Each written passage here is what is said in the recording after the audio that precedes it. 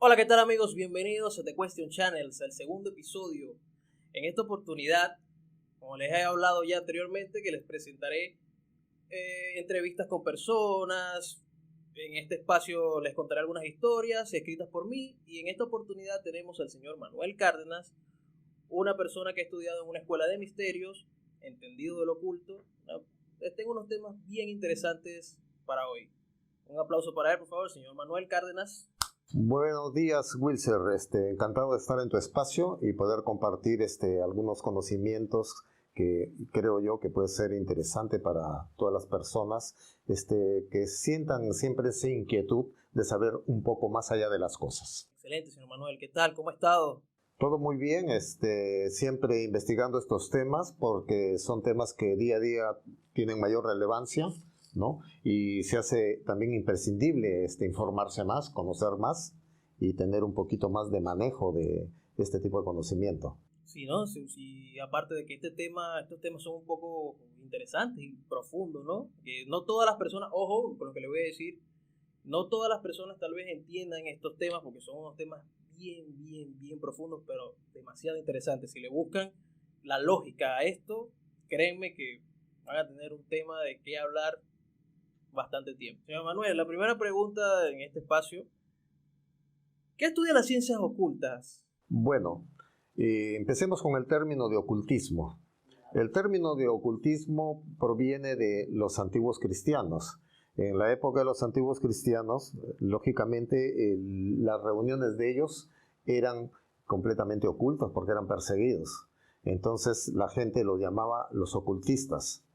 Pero eran enseñanzas, diríamos, ocultas y eran perseguidos porque el cristianismo que ellos profesaban no era el cristianismo que se conoce hoy en día, ¿no? Sino que era un cristianismo, diríamos, esotérico, un cristianismo místico, ¿verdad? Entonces, por ese mismo conocimiento un poco difícil de entender para esa época, ¿no? Eran perseguidos. Y de ahí viene el término, como les dije, de ocultistas, ¿no? Entonces el ocultismo, más que nada, se basa ¿cómo se llama?, en los primeros cristianos y el manejo de la información que tenían, ¿verdad? Que no era, diríamos, no estaba al alcance de todos. Claro, en ese tiempo era, bueno, estudiar un lujo y acceso a estos tipos de libros me imagino que también era un poco difícil, ¿no? Estos escritos y todo esto. Así es, así es. E inclusive, ¿cómo se llama? En la época de Jesús, por ejemplo, había una escuela llamada los Esenios, que fueron los que prepararon a Jesús cuando era chico, y ellos, lógicamente, el cristianismo que manejaban ellos era un cristianismo muy profundo donde se estudiaba las leyes del universo en relación con los seres vivos, sobre todo con los seres humanos, ¿verdad? Claro, entonces podemos entender que esto ya viene ya desde hace muchísimo tiempo, ya esto no es nuevo, esto tiene miles de años de estudio, ¿no? Efectivamente, esto tiene miles de años, es un conocimiento pues muy antiguo, diríamos, ¿no? Claro.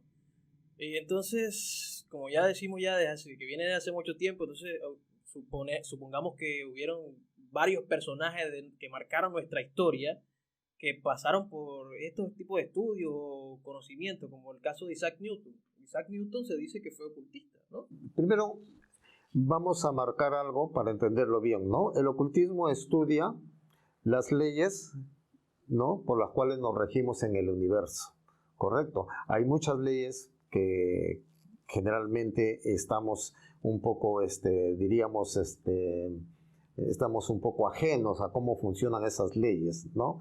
Entonces, pero esas leyes funcionan así como funciona la ley de la gravedad, por ejemplo, es una ley que todos conocemos. Hay otras leyes que la mayor parte de personas no conocen porque pertenecen a otro tipo de estudios, ¿no? Entonces el ocultismo tiene un estudio de esas leyes, ¿no? Por ponerte un ejemplo, en la Biblia cuando Jesús habla de la parábola del sembrador, lo que está hablando es de la ley de causa y efecto. Lo que siembres, cosecharás. En una forma muy sencilla, ¿verdad?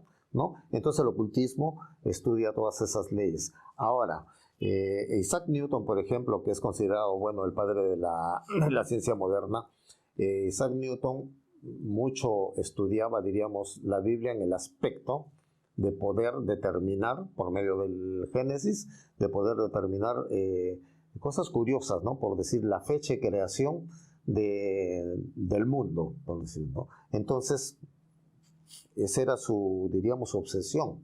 Pero netamente, diríamos, ocultista, yo creo que tenía sus intereses bien profundos en estas cosas, pero no estaba, o al menos no tengo conocimiento que perteneciera a una escuela de este tipo.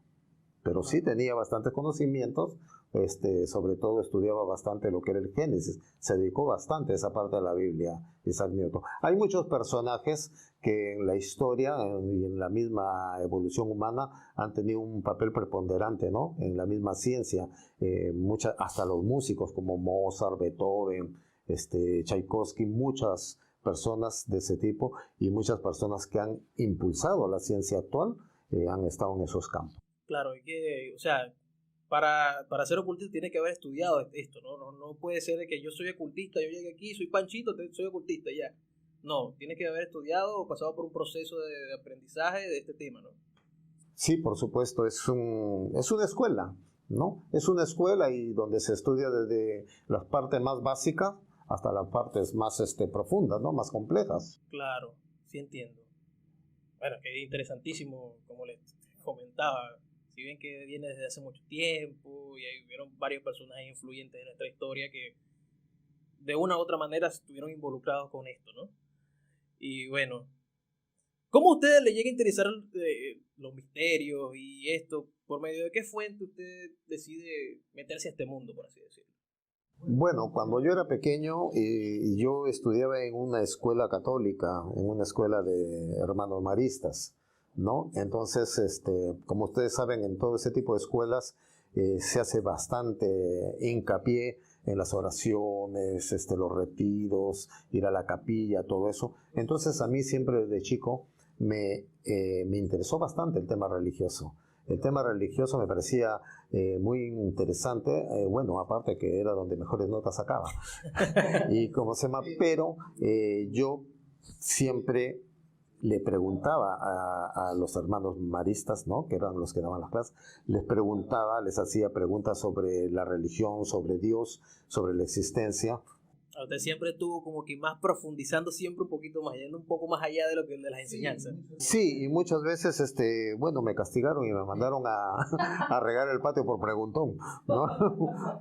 Pero yo tenía una pasión por eso, ¿no? Entonces, poco a poco es que me fui involucrando en las investigaciones de ese tipo, hasta que ya cuando fui adulto prácticamente, ya tenía 17, 18 años, recorrí muchas iglesias en busca de respuestas, diferentes iglesias recorrí, entonces no encontré respuestas que me satisfacieran a mí. Entonces opté por investigar otras cosas y fui entrando a lo que se llama las escuelas de misterios, y ahí es donde, diríamos, me he desarrollado, ¿no? Hasta la fecha. Claro, ya. Entonces siempre fue ese curioso que siempre fue más allá de las enseñanzas y todo eso, y fue castigado por eso.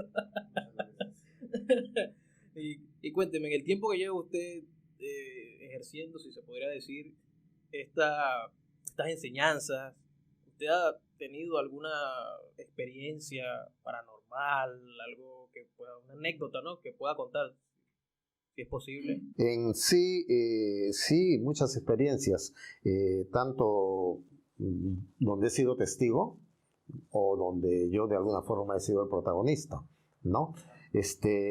Yo preferiría, si voy a mencionar alguna, mencionar las que yo fui testigo, ¿no? Alguna vez, en alguna oportunidad, ¿no? Hay cosas tan raras, tan extrañas, o tan coloquiales, diríamos, que las cosas se pierden entre fue o no fue, pasó o no pasó, ¿no? Por ejemplo, en alguna oportunidad yo tenía un amigo que estudiaba en esta escuela. Yo nunca le preguntaba cosas muy directas sobre estos temas, más que las cosas básicas del conocimiento, pero yo jamás le dije, hazme una demostración o enséñame qué se puede hacer. Nunca, bueno, por respeto a él, ¿no? Pero en algunas oportunidades hizo cosas que para mí estaban totalmente fuera de las leyes físicas, como por ejemplo una vez veníamos de una playa y, ¿cómo se llama? Por alguna circunstancia apareció una moto en la playa. Esta moto daba vueltas y vueltas, era una persona de esas que practican motocross, que tienen trajes especiales, moto especial, y hacía una bulla especial, porque la bulla era tremenda, ¿no?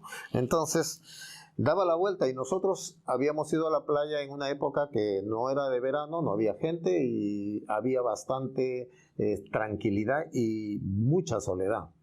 Y estamos a la orilla de la playa sentados haciendo meditación. Y esta moto parece que parte de su circuito era pasar por acá, por donde estábamos, y daba una vuelta tremenda, se alejaba mucho, hacia unos cerros, subía, desaparecía y otra vez volvía a aparecer por otro lado y se iba acercando a lo lejos y aparecía acá y otra vez pasaba delante de nosotros haciendo una bulla completamente estruendosa, ¿no? Entonces, indudablemente nosotros seguíamos en lo que estábamos, que era la meditación, pero nos sacaba de ahí porque pasaba bien cerca a nosotros. Claro, no les permitía como concentrarse, ¿no? En lo que estaba. Claro, no, y la bulla de la moto era realmente, era exagerada, porque era escape libre, lo que le llaman escape libre. Entonces, bueno, yo le dije a mi amigo se llamaba Simón, le dije, Simón, parece que no vamos a poder cumplir con nuestro cometido. Y agarró y me dijo, no te preocupes, es la última vuelta que da la moto. Y bueno, yo lo tomé. Pero creo que en plan le dijo, o sea, es la última vuelta que da la moto porque le iba a pasar algo al chico o a la moto. Eso es lo que yo ahí no sabía. Claro, porque dice como... Y me dijo simplemente es la última vuelta que da la moto, pero la moto apareció de nuevo, entonces ya me entró la curiosidad, ¿no? Y yo con el rabillo del ojo iba mirando que la moto se acercaba a lo lejos, ¿no? Y lo que sí me impresionó bastante es cuando la moto estuvo llegando hacia donde estábamos nosotros, se apagó. ¿Así de la nada se apagó? De la nada se apagó el motor. Entonces el muchacho le daba el arranque, le daba, ¿no? Tenía su para patear, que le dicen, ¿no? La palanca, le daba, y prendió, avanzaba 1 metro, se apagaba. Otra vez le hizo prender con mucho esfuerzo, avanzaba un poquito, se apagaba. La revisó, se pasó revisándole, y yo lo veía porque estaba a espalda de nosotros, ¿no? Y la moto no volvió a prender y se la tuvo que llevar, y me dio pena porque por la arena se la tuvo que llevar empujando, ¿no? Entonces después yo le pregunté, ¿y eso estuvo bien o estuvo bueno? Me dijo, estuvo bien, que él, ¿cómo se llama? Le gusta su deporte y todo, pero estuvo mal que no tenga un poquito de consideración con nosotros. Y lo que hice yo estuvo mal también, me dijo. Pero la explicación de esto es que él hizo alguna medio su meditación, su energía, ¿cómo hizo para...? Yo tal vez, lo que yo pueda decir, la forma en que yo puedo tomar estos temas y yo puedo hablar de esto y mi perspectiva sobre esto, de repente difiere mucho de las personas que no han pasado por estas experiencias, ¿no? Si me dices, para mí, en mi percepción, él detuvo el motor. Ya, él detuvo el motor con su pensamiento, su mente, con el su poder energía. de la mente. Claro. Ahora, eso muchas personas podrían decir, bueno, eso es muy cuestionable. Claro, es coincidencia, sí, claro. Pues uno puede decir muchas cosas, pero conociendo la estatura que tenía mi amigo, hablo del desarrollo en la Escuela de Misterios, conociendo la preparación que él tenía, porque él era una persona ya era un anciano, tenía en ese tiempo 73 años. Él, ¿no? Entonces, ¿cómo se llama? Indudablemente, él solamente me dijo eso y sucedió así. Pero antes de esas cosas, yo había visto otras cosas que él a veces hacía, a veces conmigo, como tenía confianza, ya no se cuidaba, diríamos, ¿no? Y a veces hacía algo y simplemente yo lo veía y yo no decía nada, ¿no? Pero yo sabía muy bien quién era él y lo que podía hacer él. O sea, que tenía como en sus manos un cierto poder el Señor. Sí, yo creo que bastante, ¿no? Y eso para mí, de las cosas que yo he podido, que pude ver con él, no eran fantasías, ni eran, ¿cómo se llama? Engaños visuales, ni nada por el estilo. Ilusiones, ni nada de eso. Así es. O sea, todo lo que está diciendo son relatos de la realidad, cosas que pasaron y que usted sabe que pasaron por algo. Completamente reales, completamente reales. Claro, excelente. Mire, ¿quién se iba a imaginar que alguien tiene el poder de hacer, como quien dice, lo que quiera, ¿no? En cierta manera, decir que se apaga un motor, lo apaga y imagínense, ¿no? ¿Cuántas personas estarán en la calle con este tipo de dones? Y nosotros no sabemos. Sí, lo que pasa es que las personas que de alguna forma han desarrollado esas facultades no las están mostrando, ni las están exhibiendo, ¿no? Y viven como una persona normal y podemos tener un vecino y que nosotros vemos normalmente, sale a trabajar, ¿no? Se moviliza como todas las personas. Una persona común y corriente. Y parece una persona común y corriente, lógicamente. Ahora, para un estudiante de la Escuela de Misterios, esto no es paranormal, ¿no? Es algo, simplemente es una aplicación de las leyes, es un conocimiento y aplicación de las leyes perfectamente normal. Claro. Bueno, perfectamente normal cuando uno, diríamos, se ha preparado en eso, claro, ¿verdad? Sí, claro, cuando ya tienes conocimiento y ya tienes ya, como quien dice, una experiencia con eso y ya sabes ya de qué va la cosa. Así ¿no? es. Interesantísimo, interesantísimo. Ahora, bueno, entremos a la sección de los temas ya que lo conocimos un poco más. Entremos a la sección de los temas cliché, por así decirlo, ¿no? De este capítulo. La ciencia de la muerte. ¿Qué es la ciencia de la muerte o qué es la muerte según donde usted estudió este tema tan fascinante? La ciencia de la muerte viene a ser los cuidados que tenemos que tener con las personas que fallecen. En nuestro mundo actual se saben muchas cosas acerca de la vida. Al respecto, por ejemplo, cuando viene un bebé, se sabe cuándo va a nacer, se sabe qué sexo va a tener y se sabe todos los cuidados que hay que tener para ese niño, ¿verdad? Niño o niña. En cambio, cuando se trata de la muerte, no se sabe casi nada. Entonces, como no se sabe casi nada, se cometen unos errores, pero garrafales, diría yo, en respecto al cuidado con los fallecidos. Y la gente, ya sea los creme, los entierre, le inyecten formol, etcétera, etcétera, desconoce lo que puede estar produciendo esto en una persona fallecida. Es importante saber que cuando una persona fallece, no diríamos se pierde el estado de conciencia. Esta persona que fallece se mantiene unida al cuerpo durante 3 días y medio. Esos 3 días y medio se está haciendo una recopilación de la información de todo lo que ha vivido en esta existencia esa persona. Todas sus vivencias, buenas y malas. Este proceso dura más o menos 3 días y medio. Entonces, durante este proceso, que es, en términos informáticos, vendría a ser un backup de todo lo que tengo grabado acá, poder llevármelo espiritualmente. Es decir, hay un átomo, un átomo material, diría un átomo material, lógico, que pasa a un átomo etérico y se realiza la copia o backup. Cuando termina de copiarse todo eso, es que recién se pierde la conexión con el cuerpo físico. Y el espíritu se lleva todo el aprendizaje que ha logrado en este, se lo lleva, se retira, ¿correcto? Pero si nosotros al fallecido lo estamos manipulando, le estamos poniendo formol,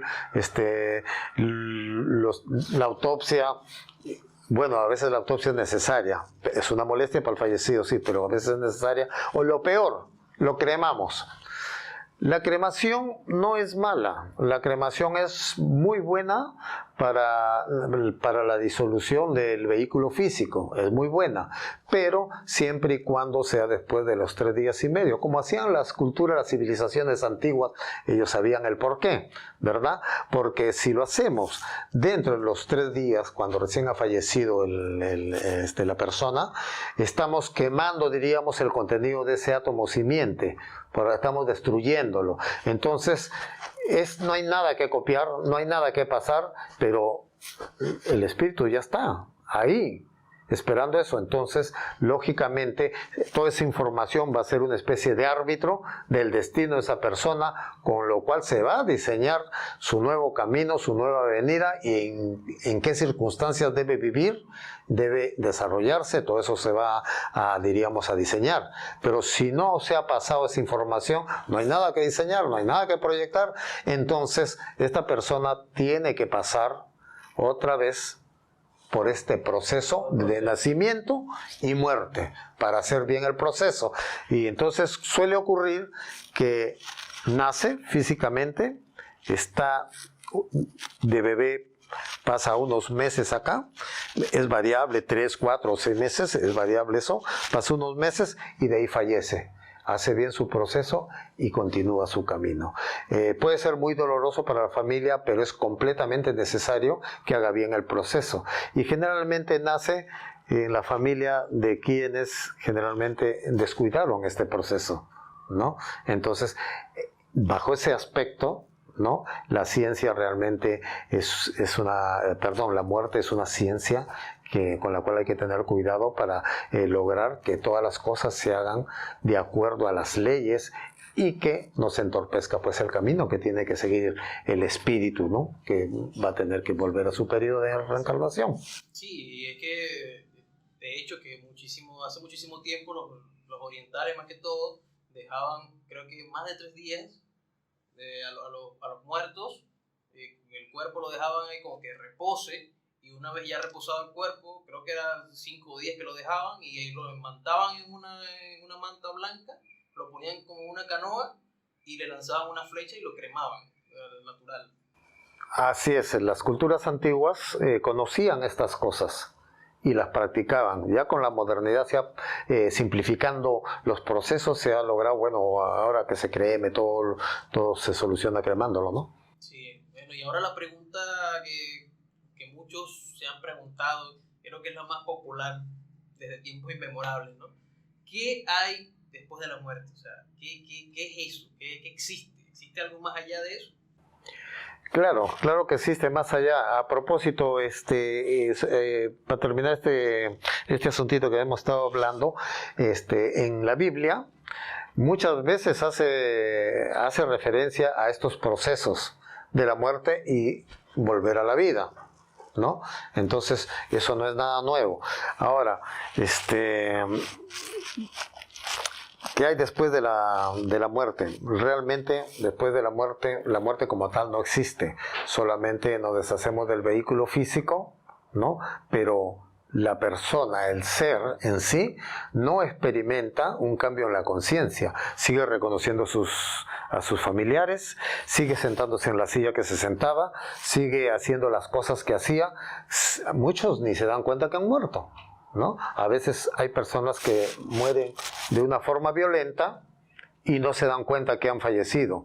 Entonces se comienzan a dar cuenta a través de los días, conforme hablan, nadie los escucha, y todo eso se comienzan a dar cuenta. Pero la muerte en sí no es algo que cambie el estado de conciencia, porque el ser sigue sintiéndose más vivo que nunca. Y se siente más vivo por el hecho de que al prescindir del cuerpo físico, las vibraciones las siente más fuerte el dolor, siente más fuerte la felicidad, siente más fuerte todo. Entonces, yo diría que está más vivo que cuando estaba acá. No, increíble, o sea, sigue sintiendo esa persona esa energía, ¿no? Porque ya no tendría un cuerpo físico, sino sería como una energía, y lo que llamamos un fantasma, ¿no? Y se seguiría sintiendo, y ojo, no sabía eso, que seguía sintiendo. Y muchas personas, me imagino que tampoco saben que la persona sigue sintiendo. ¿Y qué ocurre luego de este proceso de muerte? O sea, ¿qué pasa cuando morimos? Bueno, lo que pasa es que la persona va a seguir un proceso, y entre ese proceso tenemos lo que los católicos llaman el purgatorio. El purgatorio es una zona, por decir que está en un plano, donde precisamente la persona, el ser, tiene que experimentar, diríamos, todos los errores que cometió.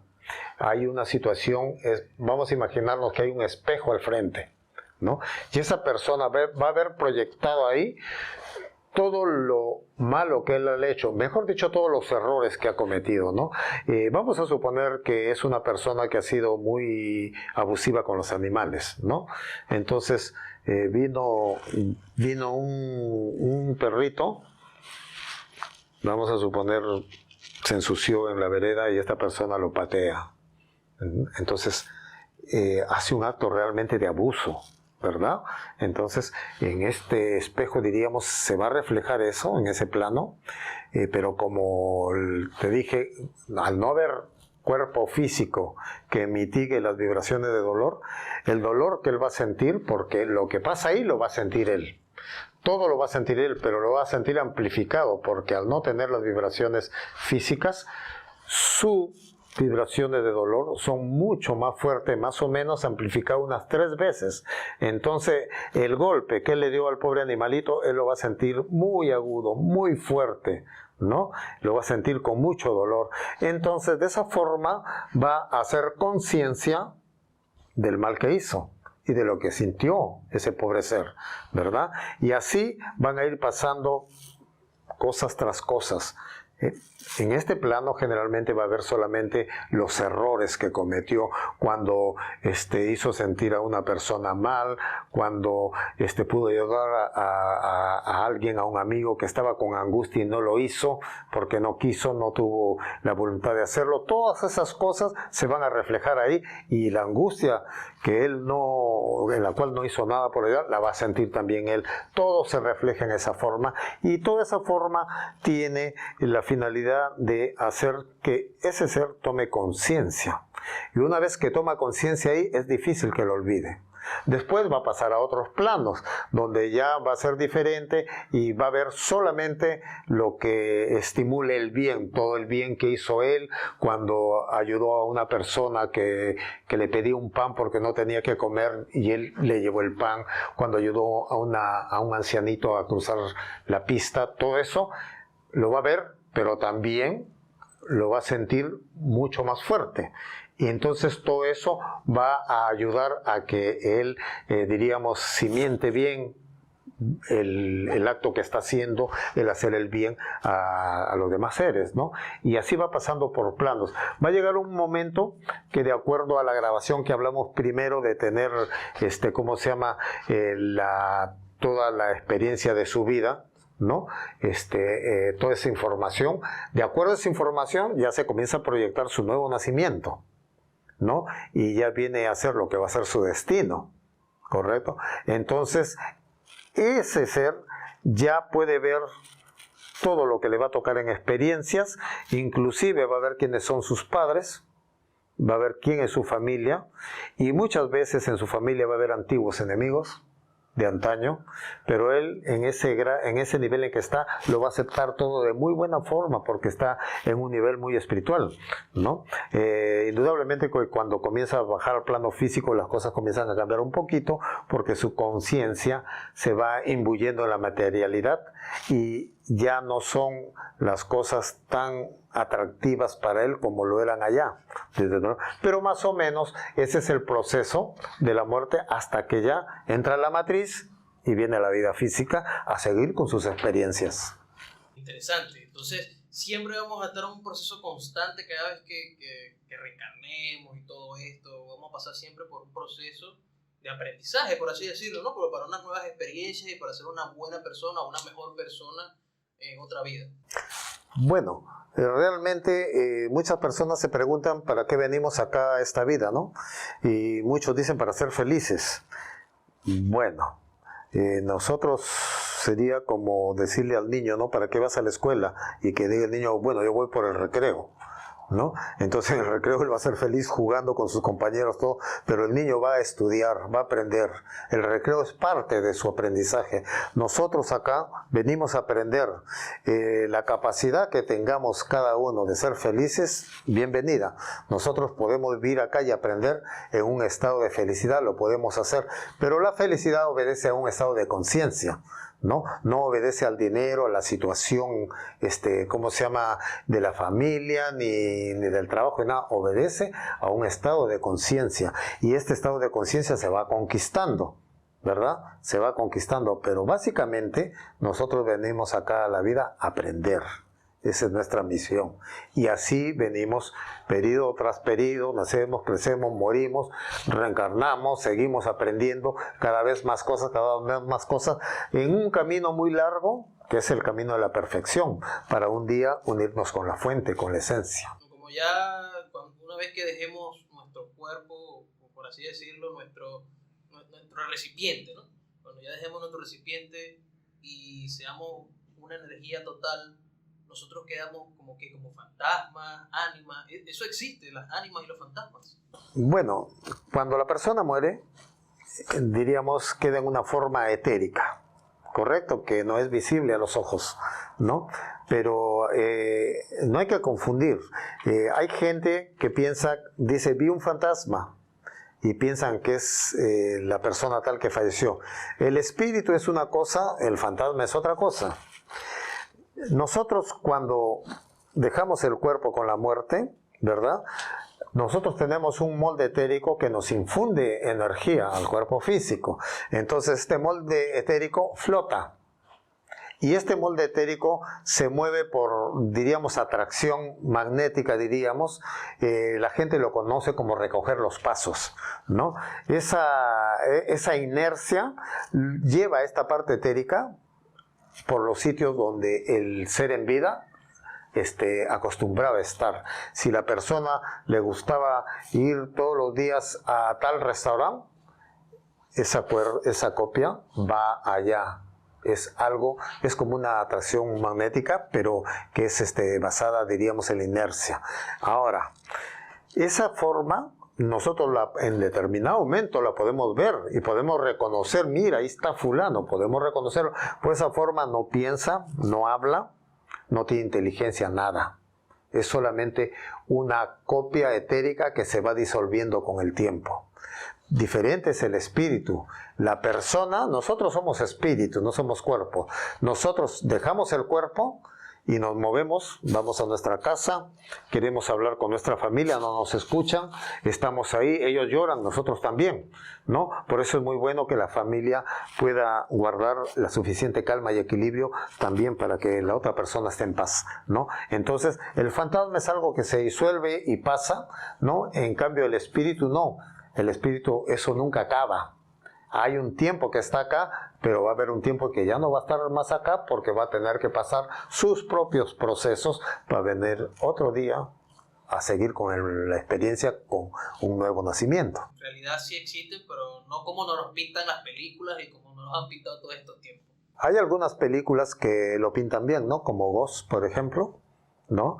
Que se acerca bastante. Después, en una oportunidad vi una película que se llama Vida después de la vida, también lo expresaba, lo pintaba muy bien. Y bueno, pero generalmente no es como la gente piensa, ¿no? Inclusive en un cementerio uno puede ver bajo ciertas condiciones los llamados fantasmas. En ciertas condiciones de luz, de luna llena, etcétera, se puede ver. Pero eso no hace daño, no hace nada, se mueven nomás, pero no piensan ni nada por el estilo. Porque alguno puede pensar, si una persona muere, no se va a quedar en el cementerio, está en su casa, está con sus familiares. Están ahí, donde los lleva el amor, ahí están ellos. Bueno, ya sabes, para la gente que tiene miedo a los fantasmas, recuerden, no está en el cementerio, está en tu casa. Hay que tener muerte a los vivos. Sí, hay que tenerle muerte a los vivos, no los muertos, ese es el refrán. El poder del pensamiento. ¿Qué es el poder del pensamiento? El poder del pensamiento, a ver, vamos a ponerlo en una forma, todos pensamos y nos movemos de acuerdo a eso. Y se dice, ¿no? Lo que somos, lo que pensamos somos, ¿no? ¿Verdad? Y es verdad, el pensamiento es un poder creativo, ¿no? Es un poder creativo porque todo lo que nosotros pensamos se va manifestando tarde o temprano. Lo que pasa es que a veces nosotros queremos manifestar ciertas cosas y hay muchos libros de autoayuda que dicen, ¿no? Usted piense tal cosa y lo va a lograr y lo va a... Bueno, no es tan sencillo como parece, ¿no? Porque para hacer creaciones que se vuelvan realidad hay que tener cierta insistencia o cierto poder. El que tiene poder lo hace rápido, el que tiene insistencia lo logra con el tiempo. Vamos a suponer, si nosotros tenemos una manguera por donde pasa el agua, ¿no? Y le achicamos la salida a la boca de la manguera, vamos a suponer que le ponemos un tubo que tiene una boca mucho más pequeña, lógicamente va a aumentar la presión del agua.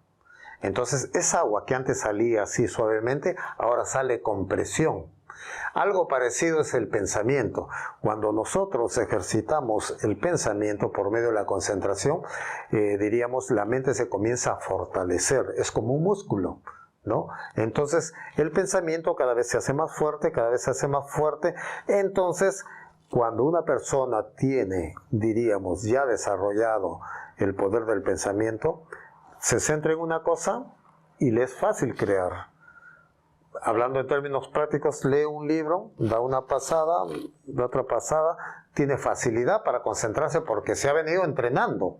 Entonces, esa persona, para él sí es relativamente más fácil crear realidades que para otras personas no es posible. Hay muchas personas que quieren hacer esto, quieren cambiar, quieren lograr esto y no lo hacen porque tienen un pensamiento muy difuso.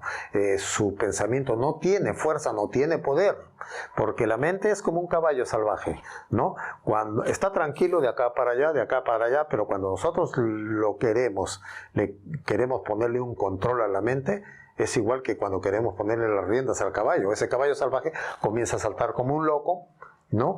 Pero insistiendo, un día logramos amansarlo, logramos dominarlo y es un caballo completamente tranquilo. Igual pasa con la mente, le da ejercicio, vamos haciendo los ejercicios para concentrarnos, para precisamente enfocar la mente con fuerza y un día lo vamos logrando. Entonces después podemos lograr realidades sin esfuerzo, ¿no? Porque podemos pensar algo y crearlo en nuestra vida.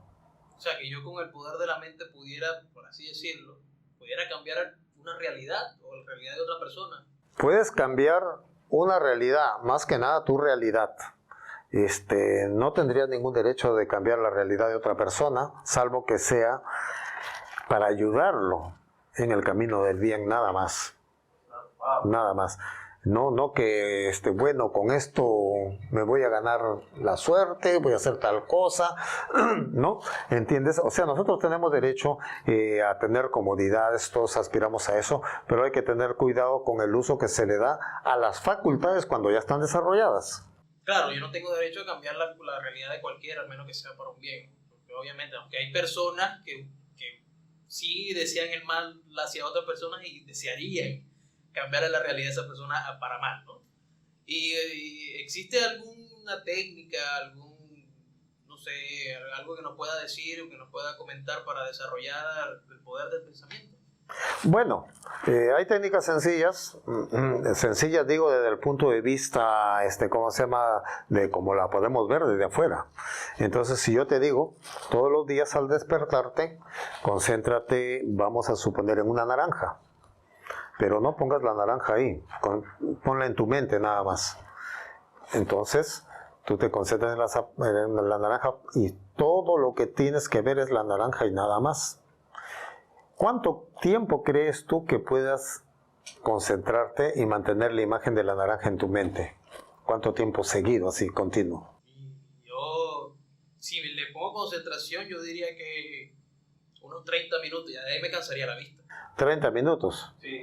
Ya, bueno, yo te voy a decir una cosa. ¿Cómo se llama? Si llegas a 30 segundos, estarías muy bien. Porque tú tienes que ver la naranja, no física, en tu mente tienes que ver la naranja. Y durante 30 segundos no tiene que entrar ningún pensamiento, nada que no sea la naranja.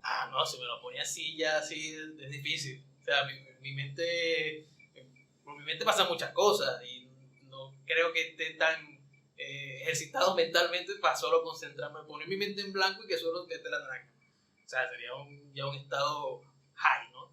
Claro, evidentemente mantener una idea, un objeto, una imagen en la mente durante 30 segundos, puede parecer poco, pero no es poco, es ya un buen comienzo, un excelente comienzo, ¿no?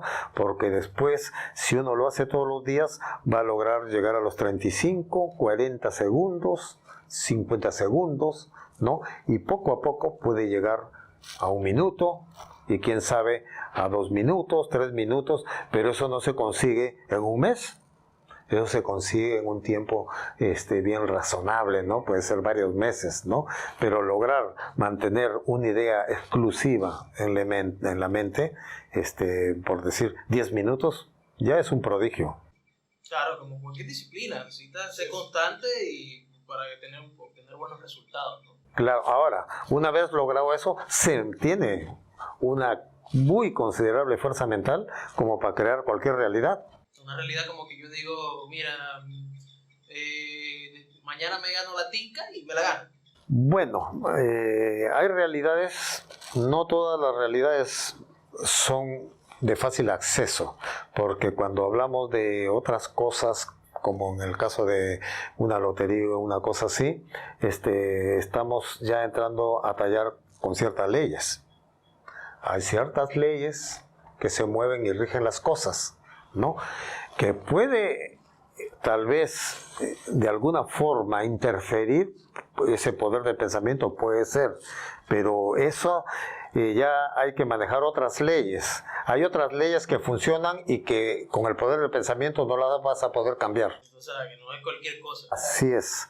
Ahora, esta facultad, diríamos, cuando se desarrolla, tiene su momento también. No se trata de que en cualquier momento yo voy a hacer los ejercicios. Se avanza, pero 5 minutos de la mañana, apenas uno se despierta, equivalen a 15 minutos de cualquier hora del día. Entonces, es necesario, si uno lo quiere hacer, hacerlo apenas se despierta. Es cuando más contundencia tienen los ejercicios. Claro, es el punto exacto. Así es. Mira, interesantísimo estos temas, o sea, son cosas que cualquier persona común y corriente son pocas las que saben esto. Y me parece tan interesante. ¿Me podría decir un poco más sobre este tema, sobre el poder del pensamiento, alguna otra cosa? Bueno, Wilson, cuando se trata de cambiar realidades o crear realidades, ¿no? Tú puedes cambiar una realidad, puedes crear una realidad. No es solamente el poder del pensamiento, ¿no? Tiene que ir aunado con el sentimiento, con la emoción, ¿verdad? Nosotros, por ejemplo, la mayoría de personas tienen la facultad de atraer vibraciones negativas de una forma relativamente fácil. Y tú seguramente lo habrás visto en cualquier momento, en cualquier día, cuando, por ejemplo, una chica dice, ¿no? Oye, le dice a otra chica, ¿has visto esos zapatos tan horribles que se ha puesto fulanita? Y ella jura que le quedan bien, ¿no? Uy, sí, qué horrible, que no sé cuánto. Esa persona, en ese momento, está especializando, está sacando sus emociones en una forma negativa, pero con una facilidad bárbara, ¿verdad? Claro. Con bastante facilidad lo saca, y la mayoría de las personas pueden sacar eso con bastante facilidad porque tienen costumbre de antaño, hasta de otras vidas en que manejan eso. Pero cuando las personas quieren utilizarlo eso para lo bueno, parece que no les funciona bien porque no tienen la fuerza, no tienen la práctica. Y si lo hacen sin emoción, ¿entiendes? Entonces, si tú quieres lograr algo y tienes la facultad del pensamiento desarrollada, tienes que ponerle la emoción. Es muy importante el sentimiento, la emoción para poder crear una realidad, ¿verdad? Es muy importante eso. Inclusive también te digo que, por ejemplo, cuando uno desarrolla esa facultad, puede fácilmente reprogramar el subconsciente. Inclusive puede quitarse vicios, manías, reprogramando el subconsciente. Pero para eso hay que tener un buen nivel de fuerza mental. Se puede hacer sin ese ejercicio, también se puede reprogramar, pero uno tiene que hacerlo todos los días hasta que vaya logrando algunos resultados. Pero el que está entrenado lo puede hacer un día o lo puede hacer solamente de repente en 3 minutos. puede hacer una reprogramación y tener un efecto total. O sea, que yo puedo hacer un cambio en mí totalmente si yo domino mi mente, como así decirlo. Totalmente, porque puedes reprogramar tu subconsciente. Puedes decodificar, ¿no?, lo que está codificado ahí como, diríamos, como manías, como costumbres, etcétera, etcétera, ¿no?, como hábitos. Todo eso lo puedes recodificar. Interesante, interesantísimo. O sea, que aquella persona que domine este tema es una persona mentalmente fuerte. Así es. Wow. Ahora, un tema cliché de este siglo, que lo he escuchado muchísimo, y yo también lo digo muchísimo, y hay muchas personas que lo dicen a diario, el karma. ¿Qué es el karma? Bueno, el karma va asociado a la ley de causa y efecto. A la ley de causa y efecto, correcto. En Oriente se le conoce como karma porque es una palabra oriental, ¿no? En Occidente se le conoce como ley de causa y efecto. ¿En qué se basa? Se basa en un principio, ¿no?, que lo podemos de repente poner muy fácil cuando lo hacemos aritméticamente, ¿no?